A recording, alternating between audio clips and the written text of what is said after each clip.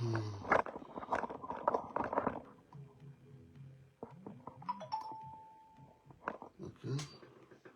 we are live already. Let me set up here. Where is Facebook?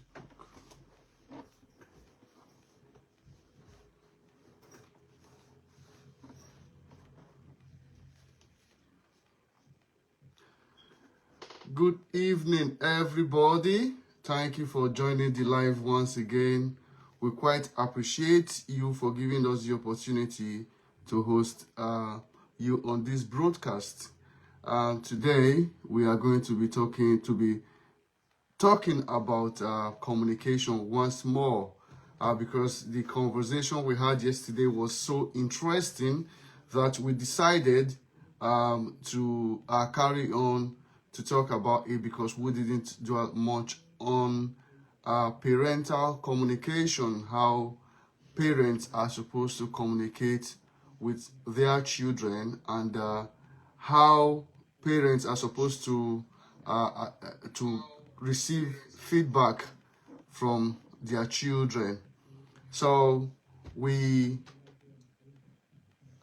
seated right here with you. I am Obehi Lawrence Ehijame, and then we have Dr. Lillian. Dr. Lillian.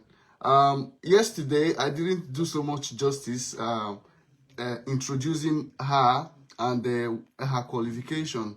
She's got MSc in Peace Studies, and she's she got MSc in Theology. I will let her do the honors anyway.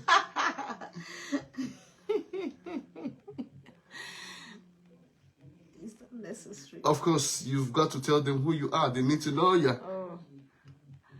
Okay, I did my master's degree in theology with special focus on how nonviolent communication can support Catholic social teaching on peace. And also, I expanded more on it again in my PhD. I hope that is okay for you. All right, guys, we are here, and we encourage you people to join this live broadcast. We encourage you to share this broadcast. We encourage you to send your likes, because we promise that it's going to be very, very, very entertaining and engaging. And should you have anything that you want to talk about, feel free to request to join the video, because your opinion on this matter also counts.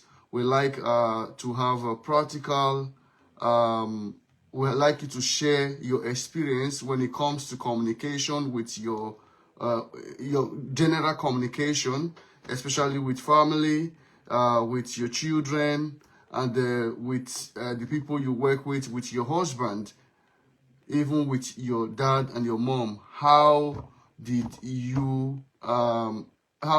the communication between you and your parents go while growing up? Were they supportive? Were you able to open up to them in times of needs? These are things we hope to dwell on this discourse today. So when you join, you share this video, you share the broadcast to all the pages that you belong to, so that they can join and benefit from what we're talking about.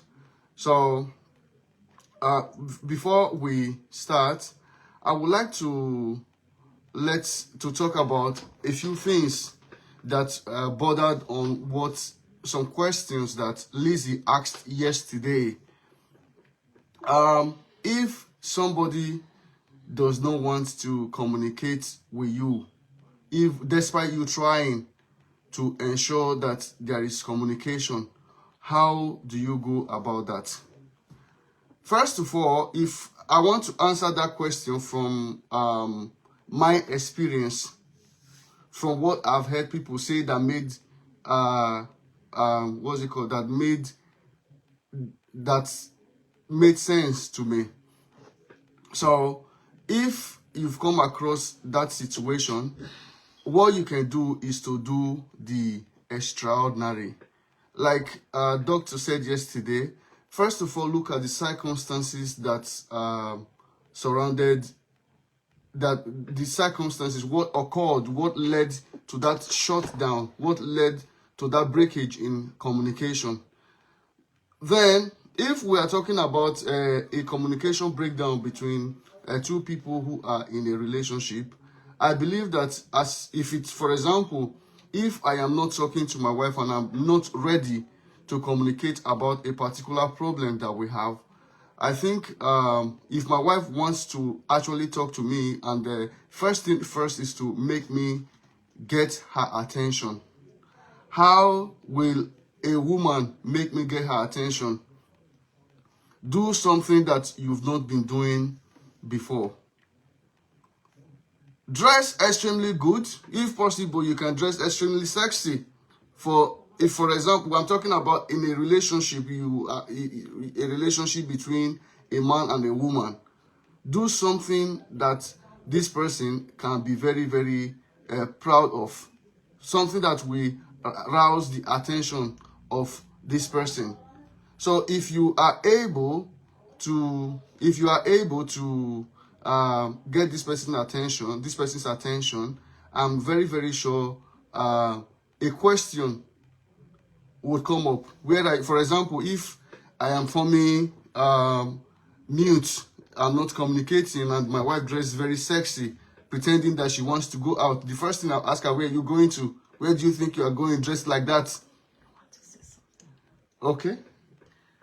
Personally, I would disagree with you that your wife or whoever needs to dress sexy in order to attract your attention. Why will the woman always be the one to condescend to that level, to dress in a sexy way to attract the man? Again, it boils down to the man seeing himself as the boss and the woman as a subordinate. In a relationship where the man really loves the woman does not need to do anything extraordinary for communication to take place.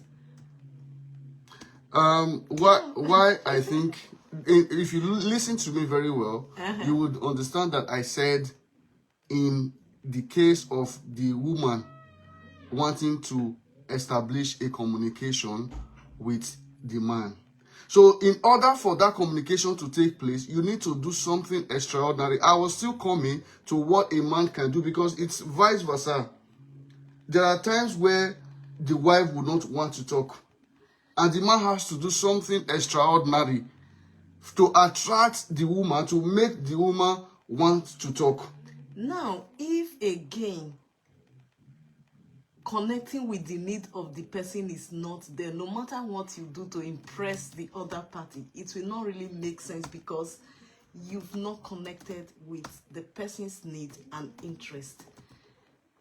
The need of that person at that moment may be space. I just need some space for now to deal with what may have been going on in me. Give me that space. If the person is able to connect with the person's need, give your husband or your wife this space and look for an appropriate time that you understand, okay, this person is willing to connect. I think what is important at any moment, being able to connect with any person's need or interest, that is where communication actually comes in. If you are not in connection with the person's need, no matter what you do to impress or catch attention, it may not really make any meaning to the person, because that is not what the person's need or interest is at that moment. Yes, I quite agree with that. You know, why I sometimes you might not be patient enough, because you've given it a day, you've given it 2 days, you've given it 3 days, you've given it a week, and this person is not forthcoming, and sometimes you are losing your patience. But because of the values you place on the relationship, You want this discussion to go on. You've given enough time according to how much time you have to give. You want happiness because you're not settled. This is dealing with your own mental health. So you want to know what the problem is and how to move forward. Because these are the things that you just need closure with. What is the problem? There is a problem. Then what is the solution? What do you want? Anyway, I think again, if the relationship is getting into that stage where one person is not willing to communicate and it's lingering and lingering and lingering, at that moment I may again connect with my need and try another strategy. It may be the strategy of approaching somebody who I know can really have the skills of mediation to talk to the other party and so on. If I have made all the effort I want to make, I'll look for a mediator who could approach the other party and say, look, what is the problem? Why are you not willing to enter into a conversation and so on? But before I do that, I really need to check who will be the right person in that position to do that. Well, before I would say, before you involve a mediator, you first of all try to solve a problem on your own. If you've tried all avenue and it hasn't worked, it didn't work and it's not working, all you can do is now involve a mediator. Yeah. But first of all, try all you can to bring this person out of his or her own share. Because sometimes when you even suggest a mediator, it may further escalate the situation at hand, because some people do not like their private issues being discussed with a third party.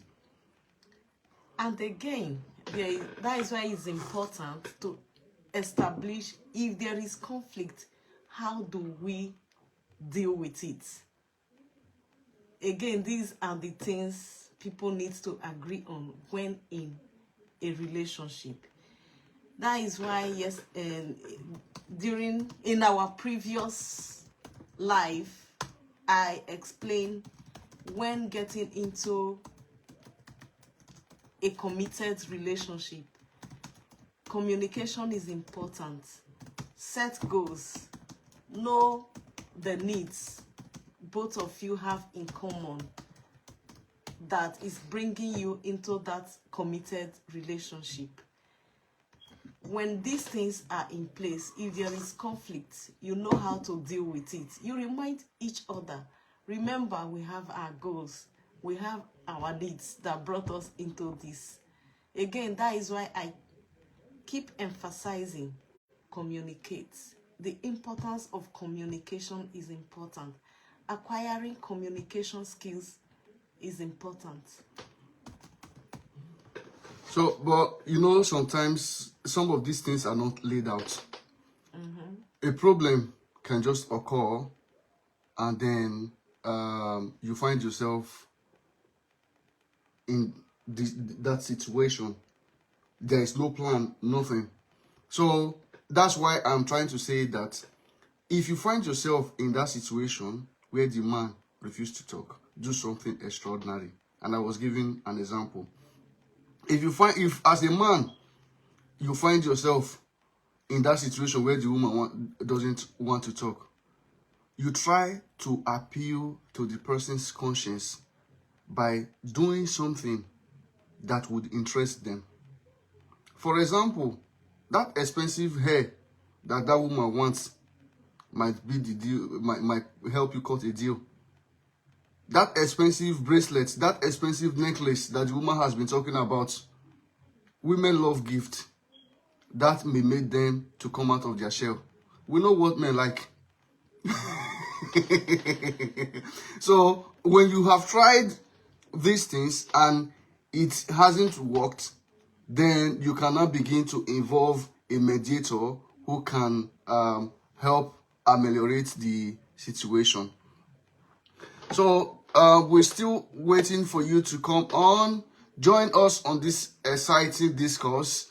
Continue to share this broadcast to other groups so that others can join and learn. We also want others to try as much as possible to be engaging in the discussion, because no man is an island. You may know better than us. We are here to learn together. Your experiences in communication, how communication has affected you in your daily life, in your marriage, would also be highly appreciated. Share with us that thing that has broken you, that is about communication, how a communication error or a misguided communication has broken you in the past, and how did you solve the problem? Thank you, Chukwebuka Osuji. We appreciate you for joining the live. Jefta Ozioma, thank you for joining us. Unjakom, thank you all the way from Cameroon. Thank you for joining us. Good evening once again. So as you join the live, tell us where you are watching from, and then continue to share your opinion. If there is any experience any experience at all about communication that you've had, continue to share with us. I will leave the floor to Dr. Lillian to tell us more about our communication this evening. And if there are things you disagree with, please feel free to share with us. Then we can expand it more and explore it together. Just type your concern and we will see it and respond to you. Ask us questions. We are here to answer you. So from where we stopped, we are going to be looking at communication with children. How do parents communicate with children? And I mean their children. And how do children communicate with their parents? I will start by giving an example. Even from childhood, when you start raising your child, how do you connect with the need of that child? Like this morning, I was with a child and the father was preparing to take the other children to school. And the child wanted to go with the father to go and drop the other brothers, and he started looking for one of the shoes to put on and join them. The child was already crying. Ordinarily, as an adult watching this thing, what I would have done would be to take that child away and not allow him to go with others. But I connected with the need of that child. That child really wanted to go with the brothers to school. Just that excitement, he was going with the father to drop the other brothers. He wanted to a kind of explore his environment, because that is the stage of this little child. I quickly encouraged the father, please allow him to go with you. So when the father left, I was telling the mother, that child has a need that ordinarily we adults would have chosen to ignore. And say, sit down there. Why are you going with them? Or you are going to waste time. By the time we start looking for your shoes, the others would go late to school. But because I connected with the need of that child, we allowed him to go with them. And we at home also had our peace. Because if we had restrained him, that child would be there with us, crying and screaming because he was prevented he was not supported to meet his need for adventure and other needs that surrounded his actions. So it's important that parents connect from time to time with the behavior of their children, because children speak through their behavior, or sometimes they can even make a request and say, oh, at this moment this is what I need, and so on. Sometimes we just tell them, oh, you are not supposed to have this need, you don't need this thing, but the person is saying, this is important to me, I really need it. Sometimes we try to convince that child it's not good for you. But through communication and dialogue, parents are able to establish, really, they are able to connect with the needs of their children. And how do we do that? Connection is important. Awareness that every human being has every human being has needs. That is the first step. That when somebody is doing something or saying something, the person is expressing his or her needs. And it's something we can, even if, yes, we've been living with these children without having that connection, it's not too late to begin to think from the consciousness of needs. What is the need of my child? Why is my child behaving this way? If we remain at the level of the behavior and just say, oh, this child, what this child is doing is not correct, and so on, it doesn't really improve connection.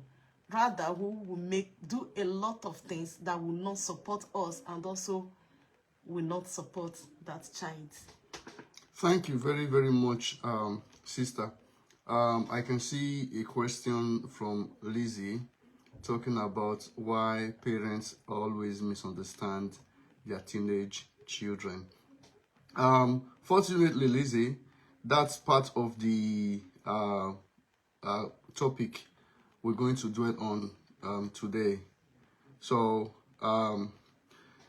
if where is the question? She says, why parents mostly misunderstand their teenage children. So do you want to? Yeah. There are two important stages involved, or teenager cuts across 3 stages of a child's life. The first one is, I think, the 4th stage, which is the stage of industry, trying to explore, know what they can do in the society, and so on. Then from that stage, they get into the main stage, identity and confusion. And that is actually the main stage. Teenagers ask the question, who am I in the society? Who am I in the family? Who am I among my peers? So at that stage, they are asking this question, or they put up different kinds of behavior, trying to find meaning among their peers. At this time, if that stage is not well lived, if they are not given the necessary support, they can easily have peer pressure that will help them or lead them to take decisions that may not support them. As parents, our duty at this stage is to really have that relationship with our teenagers, trying to again connect with their needs. They ask a lot of questions at this stage, and they are going through a lot. If we are not in that relationship with them, we will not be able to understand their needs. But if we have that relationship and that freedom to communicate with them and give them the space to tell us what they are experiencing.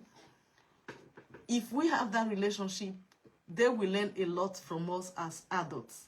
But if that relationship is not there, you'll be seeing teenagers with behaviors that are strange to you, that you might consider you will not like. So again, communication is important. Bring them close. It's not about constantly reprimanding them that you are not doing this well. Chat with them. Give them the opportunity to come to you with their questions. You will discover that they are amazing. Communication, again, is important. How do you get into that communication? Connecting with their needs. What is the need of this person? How do we support?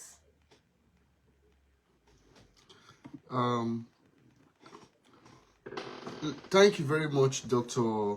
Lillian, for this beautiful insight into questions why parents usually misunderstand their teenage children.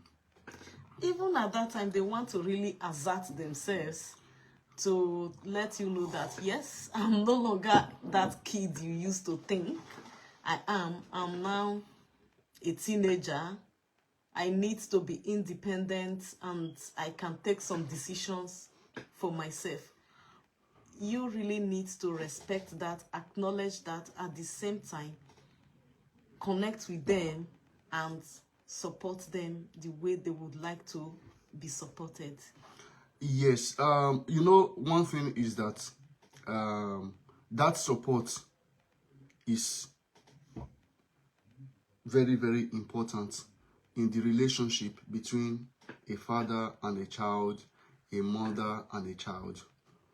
Yeah. For example, I've had a story where a child has started menstruating and finds it very, very, very difficult to tell the mother because of how the mother will react. I'll give you a scenario. There was a case where a child started menstruating. She couldn't tell the mother because she knows what the mother is going to think. The mother is going to think that she started having sex. And the whole community is going to find out, because that is what happened with the elder one. When the elder one started menstruating and the mother, in fact, it took the mother 6 months to know that her daughter is already menstruating. And when she found out, the whole community knew about it, because the way she reacted to it, the shouting, hey, hey, come, oh, he has started menstruating, oh, he has started seeing men, oh, it was so embarrassing. So, in that situation, that child going through puberty would not be comfortable coming to discuss some things with the parents, because the way the parents will take it, they will take it, for example, a girl goes out and a guy is asking the girl out, maybe an older adult. That child will not even be comfortable enough to come and discuss that with the mother or the father, because of the way they will be misunderstood. So, like Doctor has said here, is communication does not start from it has to start from when they were small. How have you been supporting these children? How do you understand, how do you try to get into their needs and understand their needs when they talk to you? What is the feedback you are giving to those people? If you are able to get into all this, you would understand your teenage children, your children better before they even get to adolescence, progress further to teenager, and become young adults. You have something to say? Just as he has already said, it begins, communication with your children even begin from the moment of conception as a mother. You already started communicating with that child in your womb and so on. So when you give birth to that child, from the first day that child has actually been given birth to again, you have already started that communication. The parents at this time need to really collaborate to develop healthy relationship with that child. Create a safe environment for that child to thrive, whereby that child is free to ask questions, free to be himself or herself, and so on.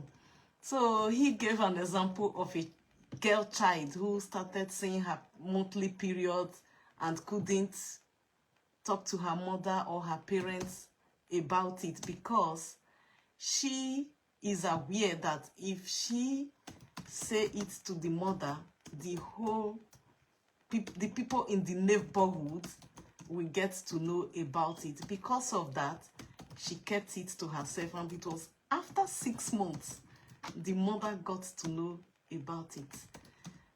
You discover that there is no relationship as such with this child, or at that level for this girl to be able to tell the mother, look at what I'm going through. Or not just the mother, even the father, because you belong to the same community, the same family. So you discover that the mother has missed a great opportunity, or the parents have missed a great opportunity to educate that child in matters concerning puberty, development, and also how to take care of herself as a girl, and how to avoid teenage pregnancy, and so on. So if this girl does not have that education, she may make a mistake that be more costly to her and the family. And again, it's unfortunate that even some schools don't teach young people about these things, about their body, what it means to be a girl or what it means to be a boy. It's very important. The home, the family, is the first school where every child is supposed to have this education. Unfortunately, parents, they don't talk to their children about it. They see sex, everything about the human body as, especially when it connects to reproduction, as something that is top secret. You are not supposed to discuss within the family. It's classified. In the real sense, the family is the place they need to know these things. If there is an understanding and awareness of what, again, communication, being part of the family is, parents have the duty to teach these children these things at home. Then school will now build on what the children already know. Lizzie says the communication at teenage stage is usually difficult and in some cases impossible. My question is how or what are the strategies to put in to communicate with the children at this age, at this stage? First of all, I will answer, then you would give your expert opinion. That's okay. So, go ahead. do you know the other day my son came to me, says the female penis is called vagina. He was mentioning the name wrongly. Yeah. So I corrected him to say it is vagina. So he knows, because we are the one that tend to corrupt the mind of our children by prohibiting some important words in our homes. You don't call penis by its name, you call it wee wee. What is wee wee? Pee pee. You understand me? So those are the reasons why having those conversations become difficult, because you are not exposing them to these things on time. Learning about your body, knowing the body parts of the opposite sex is very, very important. Teach these children young enough and let them know their boundaries with the parts of the opposite sex. Because they say teach a child the way he should go, so that when he grows, he will not depart from it. Starting to have a conversation with a teenager about human body, about their own body, it's going to be difficult if you haven't already started it, if it hasn't already been taught in school, and they come home to try to tell you, oh, Dad, I was taught about the male body. I know me and you, we've got penis. If as a man, or a male child will come and say, Dad, I know me and you, we've got penis. You say, come on, keep quiet there. What are you talking about? So those are the things that will inhibit communication, because in the future, if they've got problems with those parts of the body, they will not tell you. People have a problem. I live in England, and my children go to school here, and they are being taught LGBTQ in school. My children knows what a gay person is. My children know what a lesbian is. It is my duty as a parent to tell my children that it is okay for you to know, but it is not okay for you to practice. Because if I were to be gay and your mother were to be a lesbian, we won't come together to have you.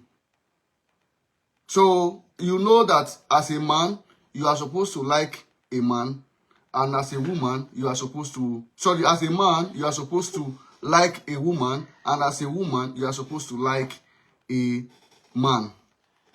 So this conversation, some people will say, no, I will not let my children attend such class. I will not let my children attend such class. But you are not building their moral confidence in this aspect from day one, so that they will learn to curtail their feelings towards the same sex, so that they will learn how to create boundaries from day one. You were born a man. It is okay to be a man. So you shouldn't be a woman. Let these children know that God gave you an identity, a male identity or a female identity, for a reason. When a child tries to do something, don't castigate the child. Try to communicate with the child. Otherwise, a child will be under your roof for 20 years and you won't know that they have been doing things that goes against your moral ethics. So having this conversation from an early age is a strategy that you can use to deal with pertinent situations at teenage years. Thank you. Yeah, just again, in response to this question that is difficult to communicate with teenager, the communication at this stage is usually difficult and in some cases impossible. My question is how or what are the strategies to put in to communicate with the children at this stage? Again, relationship matters a lot. What is your relationship with your children? How have you been relating with them? It's not just about, I have seen families where parents have children, their relationship is very professional and professional relationship within the family, whereby maybe the father is coming home, the children are afraid, or the mother is coming home, the children are afraid. They cannot even express themselves before their parents and so on. The relationship is very professional. When it comes to this, when they become teenager, it will become more professional, because that relationship has been professional from the onset. I remember recently a mother telling me how her teenage daughter came to her and said, "Mommy, there is something I want to share with you, but I don't know how to say it. If I say it, you will fry me." The mother said, "No, I will not fry you. Feel free. Relax. I'm your mother.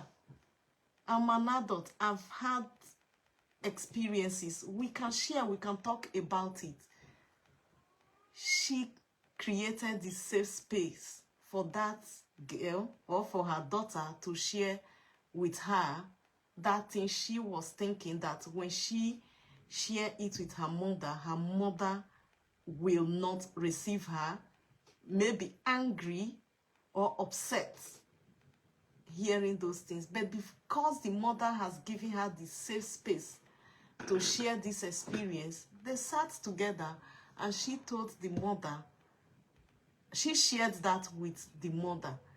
Having listened to her, the mother was able to educate her and told her that, yes, I will not tell you not to like someone of the opposite sex.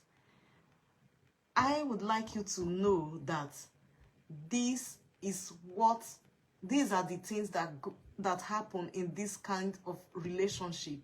You just need to be mindful and be careful and tread with caution, know your boundaries, and so on. And the girl was happy through that, because you've given that child the space to tell you, to share with you her experience and how she feels about the other person. It gives you the opportunity to know them more and be able to support them. But if we create a militarized home, a professional home where there is a professional relationship, where there is supposed to be cordial relationship between parents and children, it's difficult to get into certain level of communication with them when they start becoming teenagers. At the same time, there are also some homes where there have been cordial relationship. I'm not saying that there are no difficulties in communicating with teenagers at this stage. What I think is important is having that compassionate heart, that empathy to connect with their needs, and not seeing whatsoever they do as, "Oh, you are wrong. You dare not do this in this house. If you try it, I will disown you." Or you start punishing them because they are exhibiting certain behaviors that are not in alignment with your values. Remember, these young people have their own needs. They have reasons behind what they are doing. Connect with that reasons. Connect with the why behind their actions. Connect with the needs behind their actions, so that you are able to support them and have certain conversations with them. Don't just rule them out and say, "Oh, this one is too stubborn. He doesn't listen to anybody," or "she doesn't listen to anybody." Look at the strategies you are using to communicate with that child. If that strategy is not working, try another strategy. It may work. Thank you very much. We've got somebody who just joined us for the first time today. We appreciate you for joining this live broadcast where we're talking about communication. Rose Lane, thank you for joining the live. And we appreciate if you can continue to share this video, this broadcast.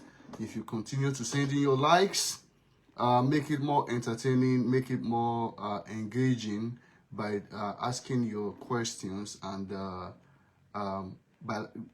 asking your questions and being involved in the process, because we like good feedback Positive or negative feedback, we welcome it. So for others to benefit from this broadcast, share to pages, share to groups that you belong to. Invite your friends, invite your neighbors over Facebook messengers, invite your friends over WhatsApp, and let them join in the discourse, because these are pertinent issues we experience every day in our homes. We've had these experiences growing up with our parents, and our children are also having the same experience. I saw a scenario where a lady who presents to be a boy, like what we call tomboyish, had an issue. Like she was being drawn to people of the same sex. She had a misconception. She needed to talk to somebody. She didn't know how to approach the mother. And then when she eventually came out of her shell to talk to the mother, first of all, dismissed her by saying that it's because of what they are going through as a family, the transition they are going through as a family, that she knows she's just trying to seek attention, which is not so great. If the girl did not stand her ground and let the mother know that this is not attention, I need you as a mother, I need you to guide me, it would have led to a form of mistrust in communication. This woman quickly retraced her step and connected with the girl, told the girl that she's glad that she was able to come to share such an important news with her, that it's new to her, that she doesn't even know how to deal with it, but they will go through it together. There was that level of assurance so that the girl can now carry her along going forward. So, because some questions come as like a shock, that you wouldn't even know how to respond to that situation at the time the question came. So I think, in my opinion, you take a step backward, support the person, first of all, not trying to dismiss them or being don't be dismissive of the situation. Support this person in the best way you can, and tell the person that you need some time to think about it and see how you can support them positively going forward, because it's new to you. But if it's something that you've got a lot of experience in, go ahead and discuss it further, and then try to educate the person about the situation. Thank you. In addition to what she has said, or what he said, sorry for using she, dismissing that girl, telling her that she's seeking attention, if the mother didn't go back to do something different, she has succeeded in shutting that girl up. And that girl, I don't think, would come and tell the mother, share such experiences with the mother again. And when you look at that, when you remain at the level of the person's behavior, or just listening to the words without going deep to connect with the person's need, you can just dismiss the person or make a judgment that will not support the person. That would lead to disconnection. The mother eventually connected with her need, that, oh, my daughter is telling me this because she needs support, reassurance, and so on. So the mother quickly went back and told her, please, this is new to me. whatsoever it is, we will handle it together. She reassured her, and that girl felt safe again. So that is actually what is expected of parents. These are your children. Don't neglect them. Don't create that unsafe environment for them not to feel safe to communicate their needs to you.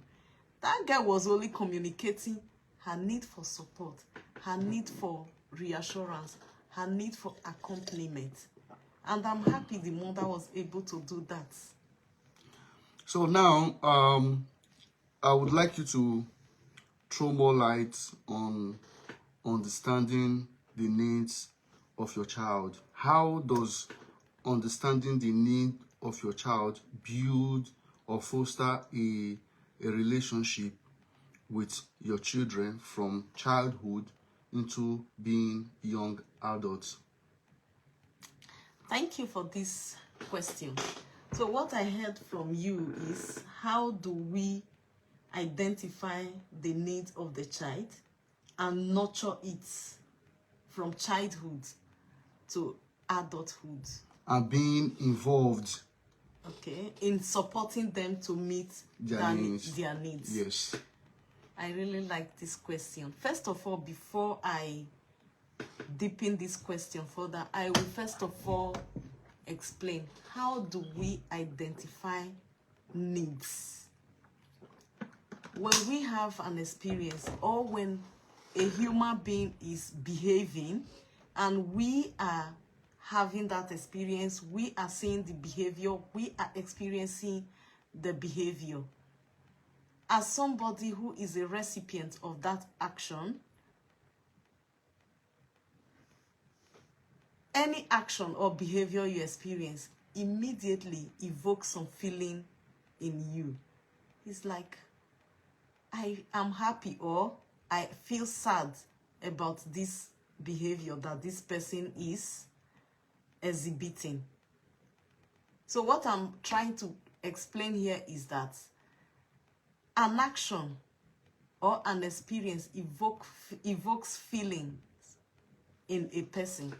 So whatsoever feelings that are coming up for you from a person's action, those feelings are pointing you to your needs. So when you are able to know, oh, I'm angry, why am I angry?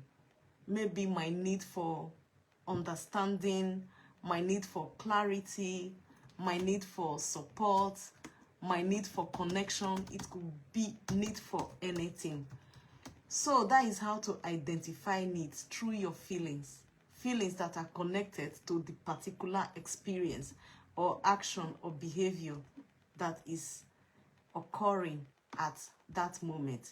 So how do you identify your child's needs? You are dealing with a particular child. How do you know what the need of that child is? Again, I go back to the first example I gave. The example of the child I experienced this morning, who wanted to go out with the father to go and drop the other siblings. I observed that child's behavior. Dressed up, looking for his shoes to wear and follow them. So looking at this boy's behavior, I was touched.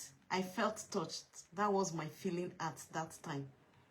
So feeling touched, it helped me to be compassionate for this child. This child really wants to follow the siblings, wants to accompany the father to go and drop them. I was able to also connect with the feelings of that child, looking for his shoes through the actions. That child was a kind of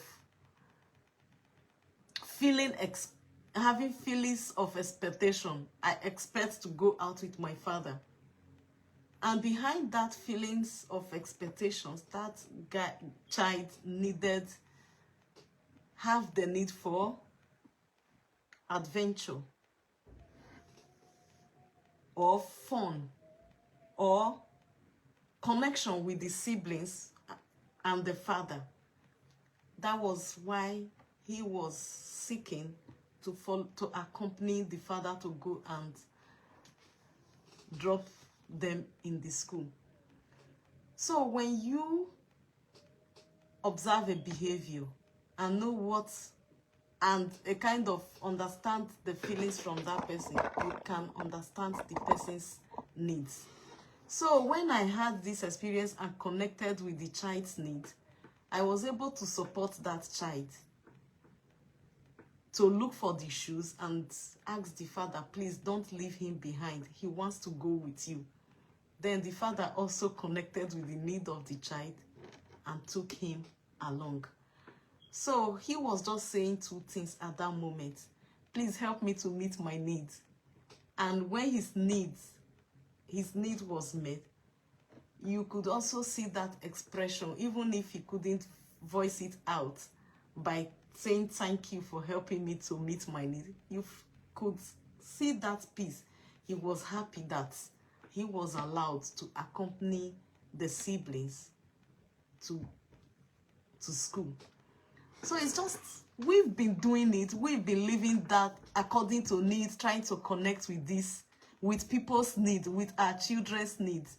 It's just, I am being specific, just again to help you feel more connected to what you have been doing.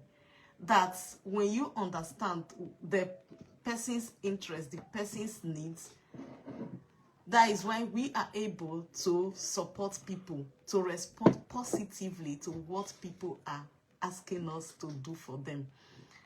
One thing I usually tell people is that even maybe a child that is behaving in a way that we don't like, that action that child is performing, which we don't like, he is trying to meet a need by performing that action. Our duty as parents, again, is to find out, why is this child doing this? We cannot find out if we are not connected to that child, if we don't create that safe space, or if we don't open up that communication with them. If we keep saying, oh, this child is out of hand, we can no longer deal with him or her, then it will be difficult to support that child. Thank you very much, Dr. Lillian, for this beautiful exposition. The next thing I would like you to unravel is, when you have understood the needs of your child from childhood, you have been able to establish a trust strong enough for your child to be able to want to discuss anything with you, that the child is free to discuss anything with you. How would you help your child? How would you like to be involved in helping your child to transition through puberty to being a young adult? If I am able to understand their needs, needs are not fixed. They change from time to time, depending on the situation of that child. So what is important is for me as a parent to be aware that human beings are motivated by needs. So from time to time, it's not the need you have at this moment you will have the next moment. If I will cut in a little, the particular need I am talking about now, it's at puberty. Series of changes happen in the human body. Okay. And sometimes it can create some form of mental health issues to these children if they are caught unawares, if they don't know that what they are going through. They may have been taught in school, but experiencing it firsthand is different. So how do you help them? How do you prepare them for puberty? Because, for example, for guys, when they're undergoing puberty, there's what we call wet dream. For ladies, I don't know what they have. Then we begin to see hair grow in the armpit, we begin to see hair grow in the pubic region, and this can shake these children up because they are used to those parts of the body being bare. Changes in the voice, for male, and then the female, they start experiencing monthly flow. So how do we support these children? Having established a free form of communication with our children, how do we establish, how do we support them with this communication to make them comfortable with what they are going through as an individual? Yeah, when they are getting to that stage, if you have already established that relationship with them whereby you can discuss freely and you start noticing these changes, you need to let them know that, oh, look, I know you are getting to this stage and so on. Please feel free to tell me if you are having experiences that are strange to you. I'm here to support you as a mother or as a father and so on. So when you create that safe space for them and they are having these strange experiences, they can come to you and share with you.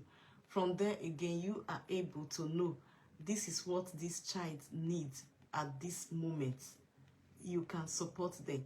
At the same time, when you are supporting them, remember, it's not just about emotional support. There is also physical support that, as a parent, your child will need this. Be ready to make it available to them. Even if it's not available, you can get into discussion and see how they can be supported. That yes, this is not available, but at the same time, we are here to support you. Because if you don't provide a holistic support, there will still be communication gap.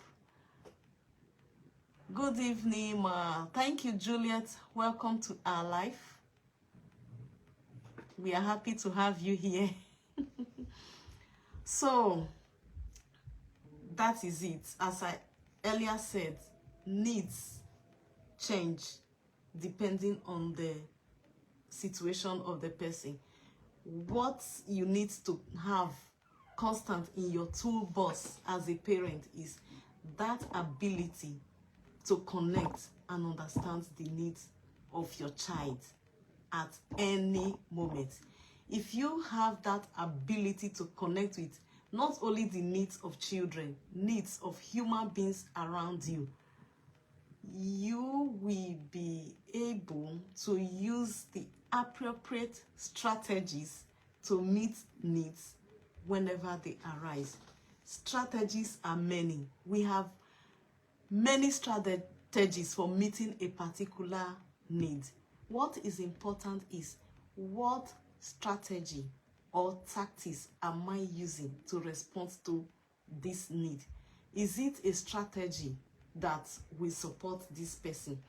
That is again why it is important to communicate, to dialogue with the person, because sometimes I may think that, oh, this strategy will help this person, this strategy will support this person, and that strategy may be having a negative impact on that person. That is why it is important to involve the person, always discuss with the person.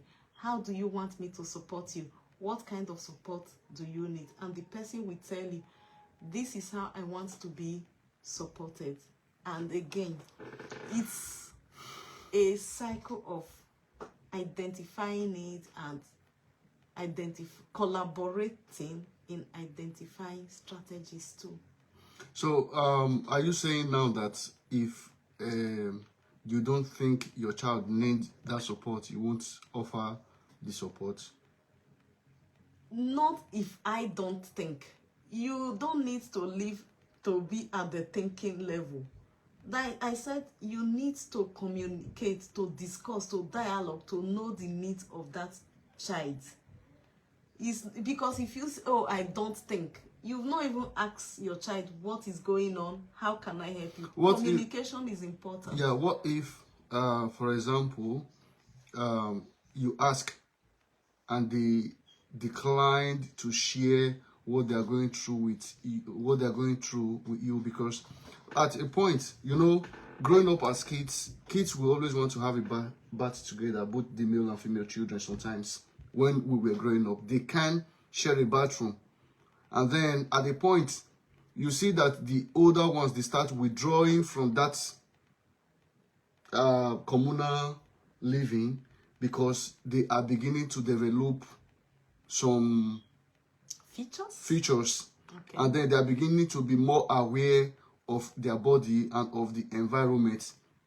Now they no longer want to, if for example they used to be at home and they be on just panties, they want to be fully dressed, fully clothed, and then they begin to be more private in their dealings, because sometimes they may not fully understand what is going on with them.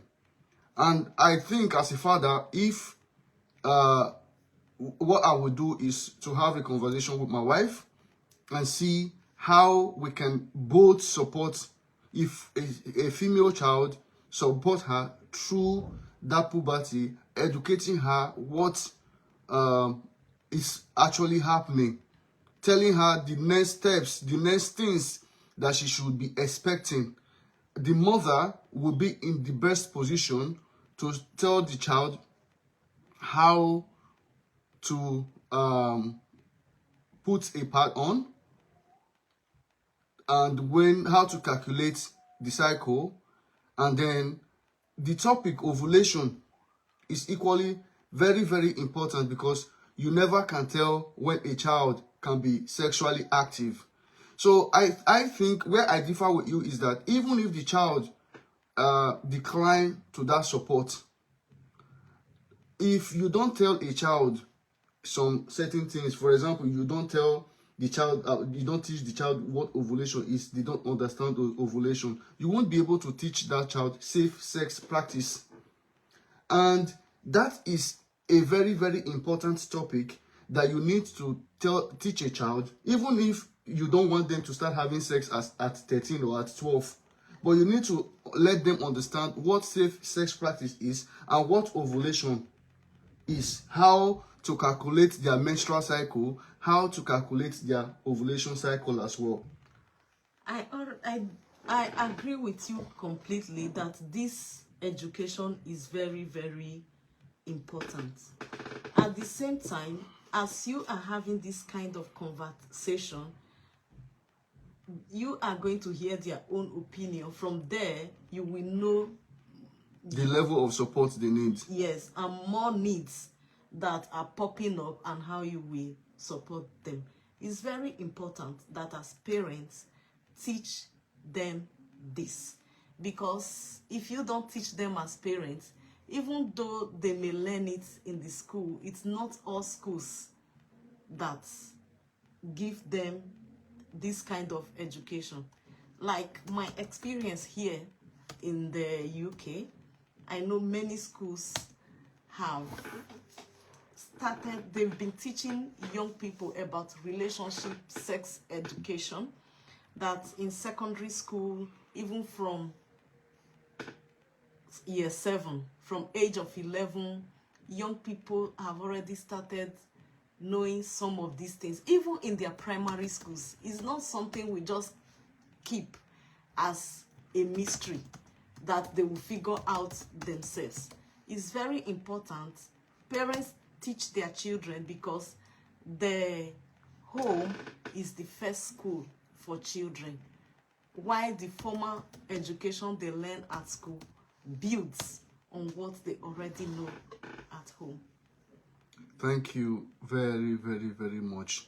So I believe that we all agree that some pertinent topics are very, very important in discussing with our children. There is never a right time to discuss some sensitive issues with your child, especially when they are going through something as important as puberty. We should try to be involved as much as possible. Support them in every way possible. Teach them what they need to know. No? Okay, continue. When you So, finish, teach them what they need to know from your experience. Even if your parents did not do it with you, does not mean that you wouldn't do it with them. A question I would ask my fans, my viewers, is that how would you react if your 15-year-old child comes to tell you that they are having sex? How would you support them? If they've come to tell you that they are sexually active now, even your 14-year-old child. I remember I was 12 or 13 years old when I started talking about having a girlfriend. My 7-year-old knows what a girlfriend is, but they don't know what adults do with girlfriends. Some may do, some may know. You get what I'm saying? Some just feel the need, oh, I need a girlfriend, I'm a man. I need a girlfriend. Some don't know. So if you think that they don't know, we are talking about generation what? Because their own generation will pass generation zero. I think it's alpha generation. Because they will know. So the earlier you think about having that conversation with these children and giving them the freedom to freely tell you things, the better for you. You won't be caught unaware. Because that feeling of being caught unaware, when your child is unable to tell you things, some of you were not even are no longer virgins, the young ones that are viewing this broadcast.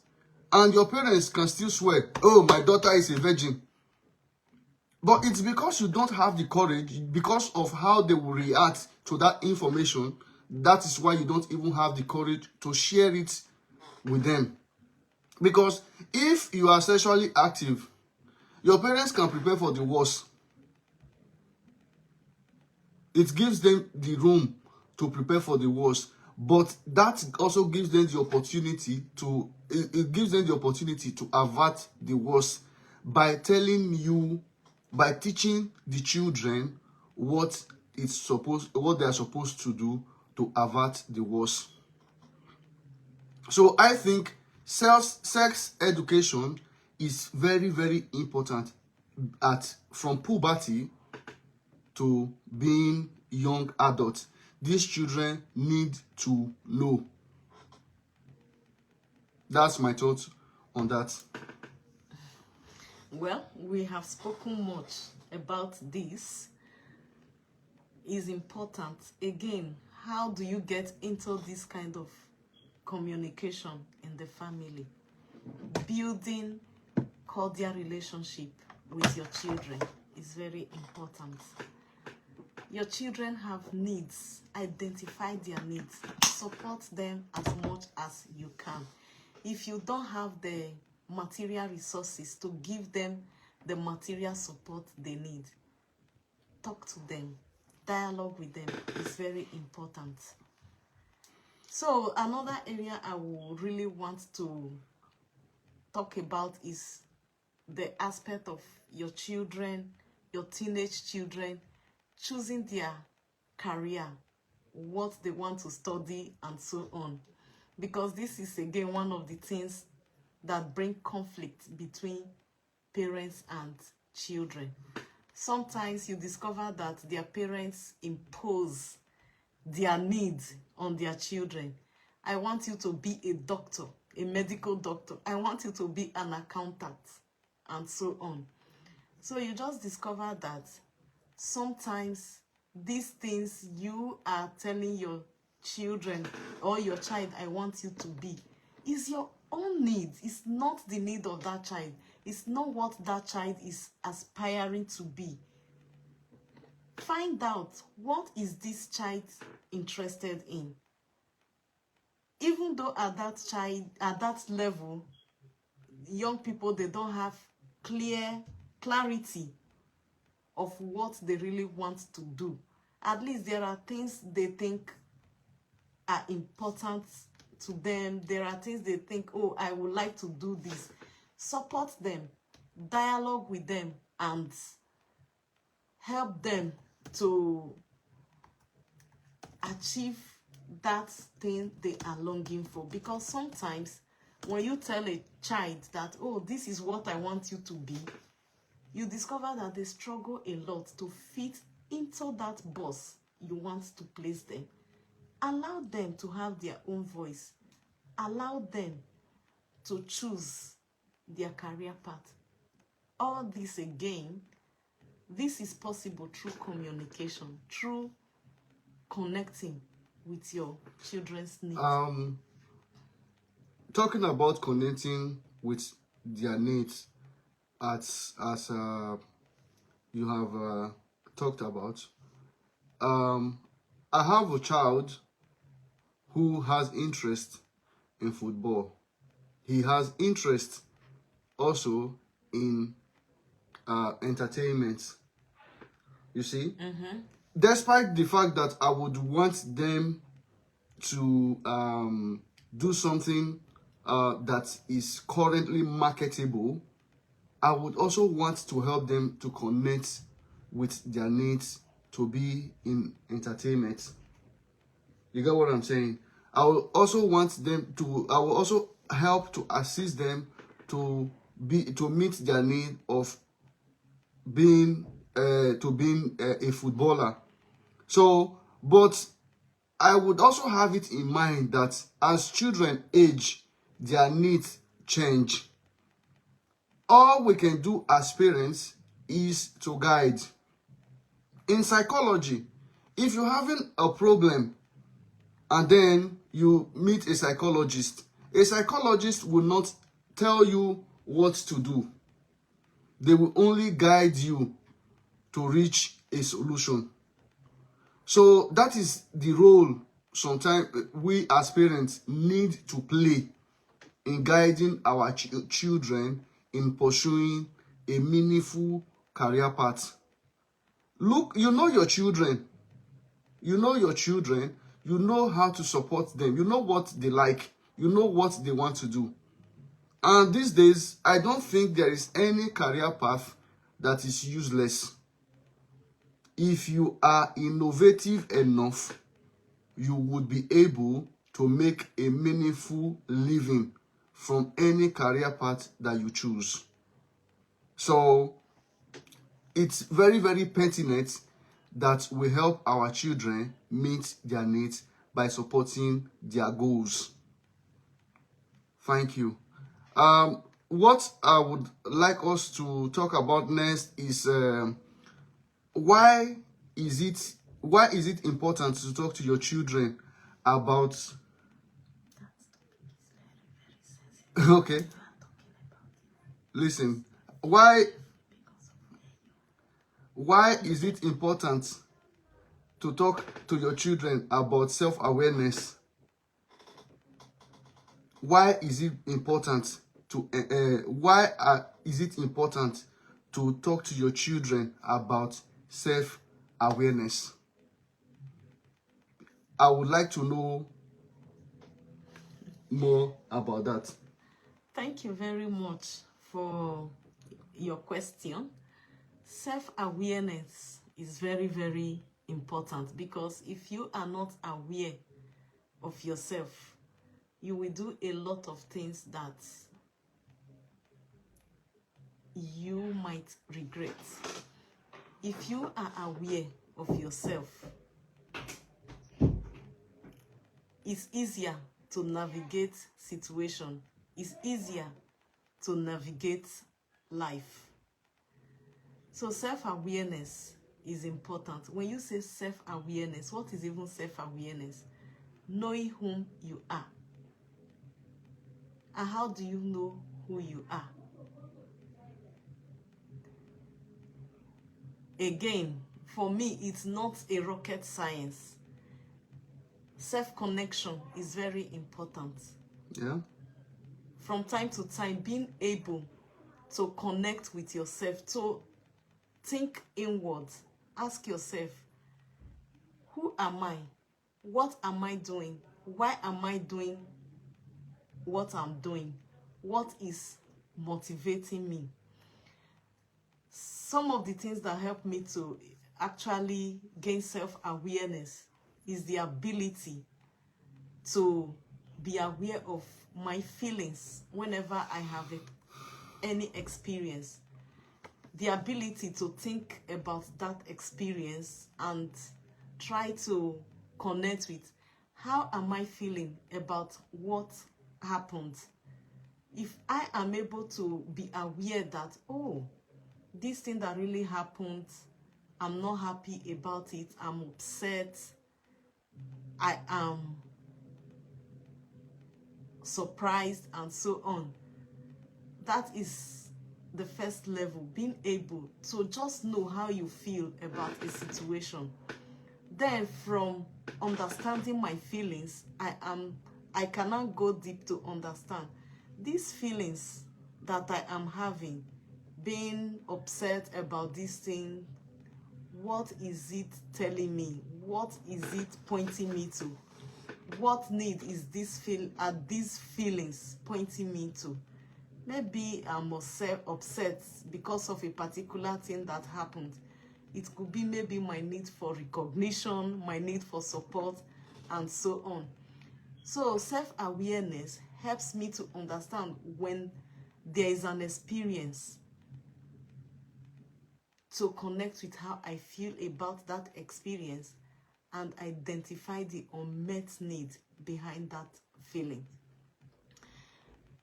According to one author, the person that developed nonviolent communication, Marshall Rosenberg, he said, it's very sad for people to go through life without being aware of themselves. People can just live their life without really knowing who they are, without understanding their needs, without knowing what they are looking for. But if you are able to be aware of what is going on in you, who you are, your needs, and not just only your needs, the needs of the people around you. That is being aware of yourself and be aware of other people's needs. Is very, very important. It's just a skill that you can develop.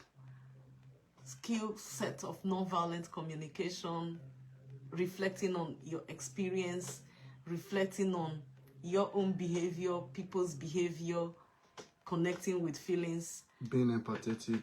Yeah, actually, empathy comes from being aware of your own feelings and needs and connecting with the feelings and needs of the other person. Through that, you are able to be compassionate to what you are going through and to what the other person is going through. Again, there's something I wanted to say. Yeah, I think for now. Thank you very, very much for this wonderful insight about self-awareness. Even as adults, we need to also be self-aware. Okay, go on then. Yeah, I know we are growing up in a culture where people don't pay attention to their feelings, or when people find it difficult to express their feelings. That when you are expressing your feelings, somebody can tell you, why are you angry? Why should you be angry? You are not supposed to be angry. Because sometimes people's feelings are not received. People just hide their feelings, they don't express it, and so on. When we don't give people the opportunity to express their feelings, we will not be able to know them, and we will not be able to understand their needs. As human beings, we have feelings. We are feeling beings. We express our feelings. And when we express our feelings, people are able to know what is going on within us. That is why sometimes somebody asks you, oh, how are you? Our immediate response to how are you is, I'm fine, even when you are not fine, because we are just growing up in a culture where people don't express their feelings, except if they are really safe, they feel safe to do so. But if we are aware that we are feeling beings, we have the freedom to express how we feel. If somebody asks you, how are you? You can just tell the person, I am really upset. If you want to talk about it, you can talk about it. If you don't want to talk about it, you can tell the person, at this moment I'm really sad or I'm upset. I wouldn't want to talk about it, but thank you for asking. Or if you are happy, oh, I'm really happy. I really feel energetic at this moment. You are opening the space for that person to share in your joy. The person can ask, oh, why are you happy? Will you feel comfortable to share it? If you don't want to share it, you can tell the person, I'm sorry, I wouldn't really want to share it. I'm just happy. So expressing your feelings, very important. Don't allow anybody to create a space for you where you are not able to say, this is how I feel. Feel free to tell people that this is how I feel at this moment. It helps people to know what is going on, and also for you to increase your self-awareness. Thank you very much. To conclude this broadcast, I would like to summarize what we've talked about today. We've talked about understanding the needs of your child, and then how you can sync the need of your child with the need to supporting them achieve what you discovered.